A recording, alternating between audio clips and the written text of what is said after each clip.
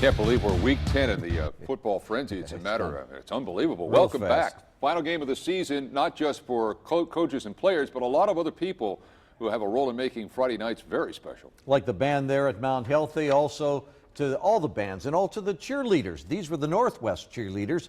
They keep things lively and positive even when the game isn't going well. Let's go to the stadium in Mount Healthy. One of the coolest places to play. It's nestled down in the woods, a great place to watch a game. Did I say cool? Even the Knights from Northwest was trying to stay warm tonight. The first quarter was a standoff, too cold, too slippery, too much defense here. Cortez McGinnis and Peyton Brown getting to the Mount Healthy quarterback. Same thing on the other side. Devon Jackson of Northwest takes the ball right, looks for a place to turn it up. Mylan Lanier closed him out and ran him out of bounds. Defense did produce the first break of the game in the second quarter.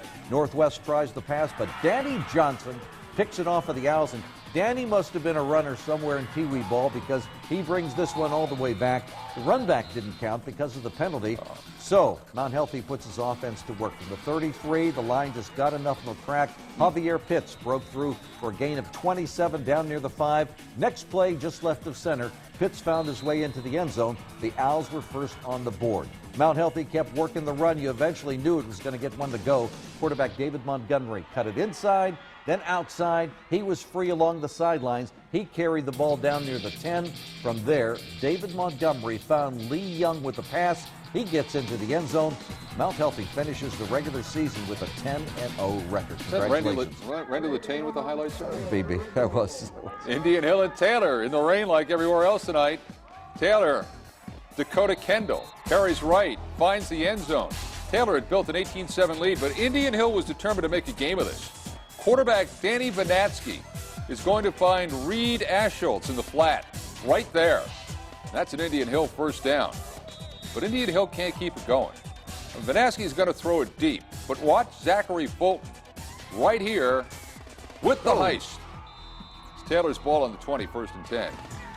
Fulton then on he can play both ways. He's a keeper left, but unfortunately for Taylor at least, they can't convert, so they got to give this ball back on downs after this run. But that was only short-lived, and it's Fulton with another interception as Taylor beats Indian Hill on this night. 18-7 is the final. That wasn't Randy Latane. That wasn't shaky enough. Hey, our Philip Lee enjoyed a night north of town. He made a stop in Lebanon where the Warriors were taking on Springboro. And it was Springboro that jumped out on the early lead in this game. Elijah Cunningham to Justin Rigg. And the Panthers are in front 7-0.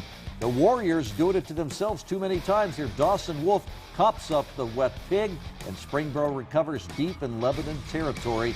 And that was too easy. The Panthers go down. They score again. It's Devon Henry who makes it a 14-0 lead, and it went on and on like that. Springboro led 21-0 before the first quarter ended. Springboro went on to win the game 27-6. Here's a team we haven't seen much of, the Jaguars from Schroeder. They played well, and they were just stomping over a team from Louisville, the Academy at Shawnee tonight. Schroeder with a 39-0 lead at halftime. Then Demond McNear goes 22 yards on the reverse to start the second half.